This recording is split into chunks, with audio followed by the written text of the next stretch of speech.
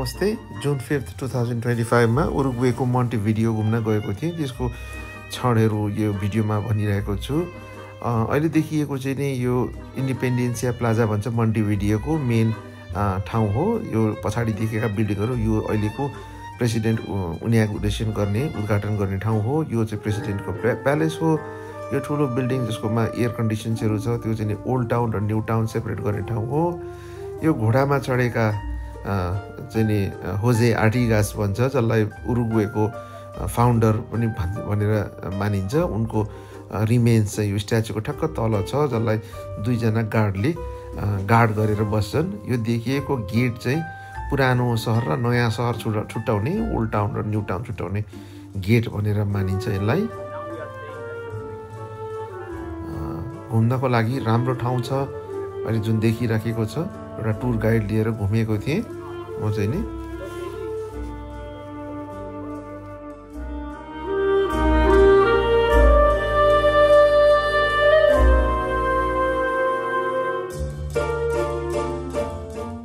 यो देखिराखेको मेन सिटीमा टेट्रो थिएटर छ। यो चाहिँ साउथ अमेरिकाकै one of the biggest theatre पनि मानिँदो रहेछ। घुम्दाखेरि यो आर्टिस्टिक कोलोनियल टाइमको बिल्डिङ्सहरू, राम्रो स्पेनिस आर्किटेक्चरहरू देखिन्छ। अर्जेन्टिनाको बुएनोस एयरेसबाट नाउमा पनि जान मिल्ने यो ठाउँ 1-2 दिन घुम्नको लागि रमाइलोसँग बिताउन सकिन्छ। यो आर्टहरू, म्युरल्सहरू भन्छ यिनीहरूले, यस्तो पनि ठाउँ ठाउँमा देखिन्छ। घरहरूको आर्किटेक्चर डिजाइनहरू राम्रो छ, मान्छेहरू मजाकै लाग्यो।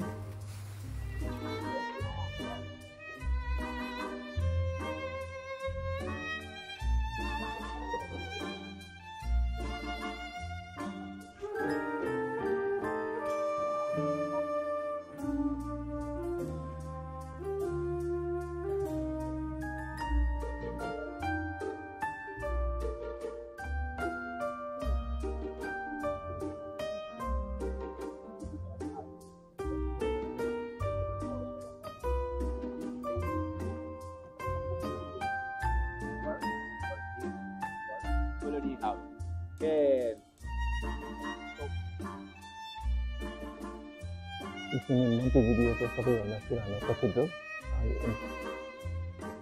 यो प्लाजा डी आर्मस भन्ने ठाउँ अगाडि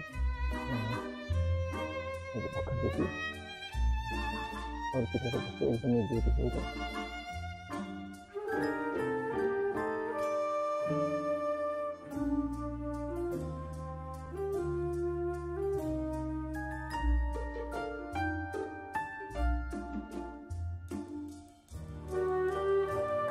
ब्राजिल र अर्जेन्टिनाको नजिक पर्ने यो कन्ट्री उरुग्वेको मन्टेभिडियोमा छु म। यहाँको दुईवटा मेजर सहर भनेको कोलोनिया भनिन्छ। कोलोनिया चाहिँ अझ अर्जेन्टिनाको नजिक छ, जहाँबाट फेरीबाट पनि जान मिल्छ। यो चाहिँ स्पेनिस स्क्वायर हो, जहाँ चाहिँ 1825 मा यो चाहिँ नि ब्रिटेनले अर्जेन्टिना र चाहिँ नि ब्राजिलको गभर्मेन्टलाई बोलाएर उरुग्वेलाई बोलाएको पनि थिएन। जहाँ चाहिँ नि रियो दि जेनेरियो ब्राजिलमा बोलाएर चाहिँ ल तिमीहरू दुईजना चाहिँ यो कन्ट्रीको लागि झगडा नगर, उनीहरू पहिला झगडा गर्छ, यसलाई छोडिदियो, यो तिमीहरूको बिचमा बफर जोन हुन्छ भनेर उनीहरूले चाहिँ नि इन्डिपेन्डेन्ट गराएर यसरी फर्म भएको रहेछ। त्यही भएर यसलाई चाहिँ स्पेनिस स्क्वायर भन्छ। यो प्लाजा डी आर्मस, आर्म्स भनेको मिलिट्रीको चाहिँ नि आर्म्स र आर्म्स भन्छ। उनीहरूले पनि त्यस बेला स्पेनिसहरूले फर्म बनेको यो चाहिँ नि ठाउँमा छु अहिले म। यसको मेन कुरा भनेको स्पेनिसहरूले बनाएको ठाउँमा यो कैथेड्रल देखिन्छ। यो चाहिँ ठुलो यहाँको र जहिले पनि स्पेनिसहरूले बनाउँदाखेरि एउटा कैथेड्रल, एउटा चाहिँ गभर्मेन्ट एडमिनिस्ट्रेटिभ बिल्डिङ, यो दुईवटा दोस्रो बनाएको छ अरे यहाँ हाम्रो गाइडले एक्सप्लेन गरे अनुसार। र यो चाहिँ कन्स्टिट्युसन स्क्वायर यो चाहिँ यहाँ जहाँ लेखेको छ 1825 मा यसरी बनाएको थियो भनेर। एक दिन 2 दिनको लागि हेर्नको लागि ब्युटिफुल ठाउँ रहेछ यो। झन्डा हेर्दाखेरि यो घरमा चाहिँ टर्कीको एम्बेसी जस्तो देखिन्छ। यो कन्ट्रीमा र यहाँ चाहिँ थम्सन रोइटर्सको अफिस देखिन्छ यो ठाउँमा। यो कन्ट्रीमा 4 मिलियन यानि कि 40 लाख जनता भएको ठाउँमा 12 लाख गाईहरू पशुपालन गरिन्छ। यहाँको मेजर एक्सपोर्ट मध्ये पर्छ यो। र चाहिँ पेपर बनाउने पल्प पनि बनाउने रहेछ।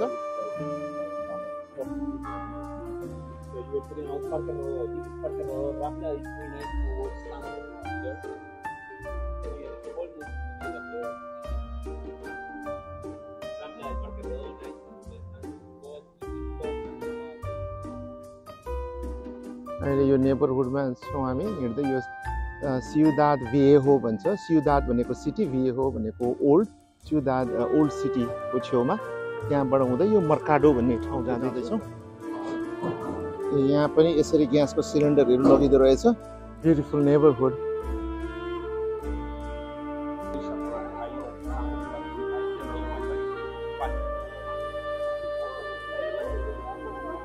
नाइस नेबरहुड रहेछ।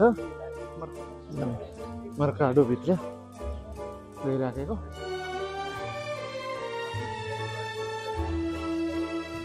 मर्काडो भनेको चाहिँ बेसिकली केही ठाउँहरू रहेछ, विभिन्न स्टोरहरू, रेस्टुरेन्टहरू भएको यो पुरानो कम्प्लेक्स।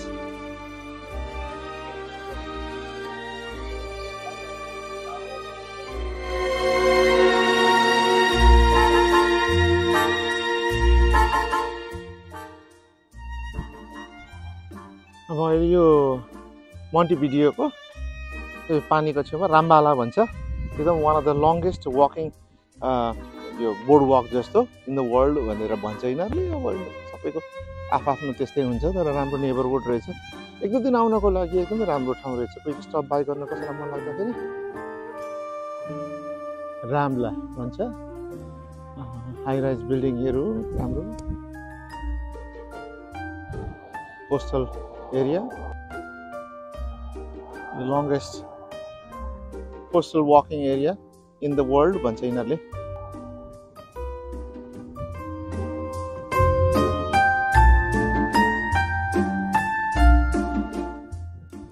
सन् 1830 जुलाई 30 तारिकको दिन उरुग्वे इन्डिपेन्डेन्ट भएको दिनलाई 100 वर्ष मनाउनको लागि सन् 1930 मा जुलाई 30 तारिकको दिन यो स्टेडियम बनाएर उरुग्वेले फिफा वर्ल्ड कप फुटबलको पहिलो गेम यहाँ सम्पन्न गरेको थियो। त्यो गेममा 13 राष्ट्रका खेलाडीहरू आएर 18वटा गेम सम्पन्न गरेको थियो। त्यसमा फर्स्ट गेम होस्ट कन्ट्री उरुग्वेले जितेको थियो र सेकेन्ड चाहिँ नि अर्जेन्टिना, तेस्रो अमेरिका र चौथो युगोस्लाभिया भएको थियो। त्यसबेला युगोस्लाभिया कन्ट्री पनि।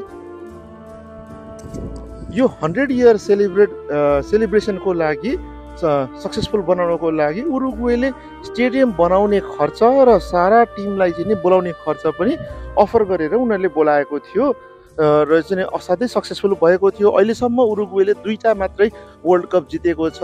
1960 पछि चाहिँ नि उनीहरूले जितेको छैन। इनफ्याक्ट 1928 मा जितेको ओलम्पिकको गेमलाई पनि उनीहरूले एउटा जितको रूपमा चाहिँ नि मानिन्छ। यो फिफाले यो स्टेडियमलाई सायद 1984 मा होला हिस्टोरिकल मोनुमेन्टको रूपमा चाहिँ नि सम्मान गरेको थियो र अहिलेसम्म गरेको फिफाको हिस्ट्रीमा यो नै मात्रै एउटा स्टेडियम हो जसलाई त्यो दर्जा दिइएको छ। यो चाहिँ नि एउटा हिस्टोरिक मोमेन्ट हो। यहाँ आउनको लागि पनि उरुग्वेका जनता फुटबल प्रेमी छन्। यहाँ लेखेको देख्न सकिन्छ।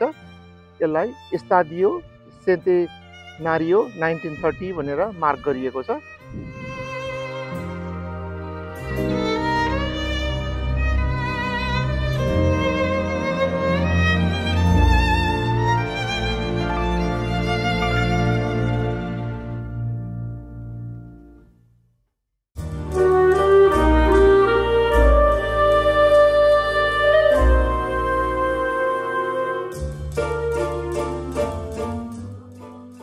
मोन्टेभिडियोको यो बस स्टपबाट म अर्जेन्टिनाको ब्युनोस एरिस नजिकै रहेको कोलोनिया भन्ने ठाउँसम्म गएर त्यहाँबाट फेरी लिएर ब्युनोस एरिस आज राति 10 बजे पुग्दैछु। उरुग्वेको मोन्टेभिडियोबाट कोलोनियासम्म 2 घन्टा लागेर बसमा आएपछि यहाँ सिधै पोर्टमा आयो। पोर्टबाट अब 2 घन्टाको फेरी राइड छ। यो फेरी राइड चाहिँ हङकङबाट मकाउ गए जस्तो खालको फेरी छ। कोलोनिया एउटा युनेस्को हेरिटेज हो। यहाँ घुम्न जान मन थियो तर समयको अभावले जान पाइएन। पछि कसैलाई मन हुँदाखेरि घुम्न जाँदाखेरि राम्रो हुन्छ। अब आजको राति यहाँबाट अर्जेन्टिनाको ब्युनोस एरिस गइराखेको छ।